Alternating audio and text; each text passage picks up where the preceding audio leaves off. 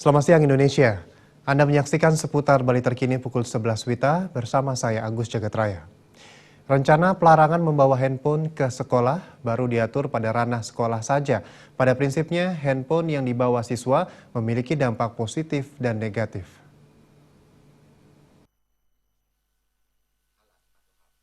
Siswa yang membawa handphone ke sekolah masih menjadi ranah yang diatur oleh sekolah. Sekretaris Dinas Pendidikan Provinsi Bali, Wayan Serina menyatakan, pada prinsipnya handphone yang dibawa siswa ada dua sisi dampaknya, yakni sisi positif dan negatif. Sampai saat ini, handphone juga merupakan salah satu alat yang membantu siswa dalam proses pembelajaran, misalnya dalam mencari materi. Tentunya ke depan, membawa handphone ke sekolah akan diatur Dinas Pendidikan Provinsi Bali. Sepanjang handphone digunakan sebagai pendukung proses pembelajaran, maka handphone boleh digunakan. Pada prinsipnya, membawa handphone ke sekolah yakni untuk pemanfaatan pembelajaran. Jika handphone tidak dimanfaatkan untuk pembelajaran, agar tidak dibawa ke kelas saat jam pelajaran.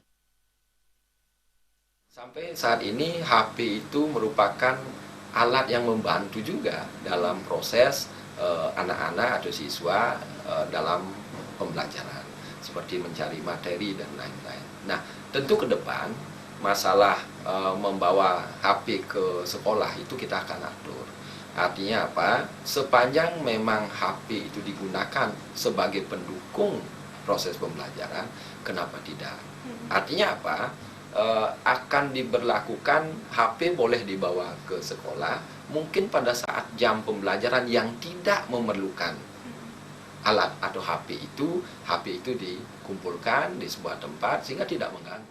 Bahkan akan menyebabkan komunikasi verbal. Pemanfaatan handphone atau alat teknologi harusnya disesuaikan dengan kebutuhan pembelajaran. Agung Ria dan Agus Sudatmega, Bali TV. Pemirsa, sekian seputar Bali terkini kali ini. Terima kasih untuk perhatian Anda. Salam Indonesia.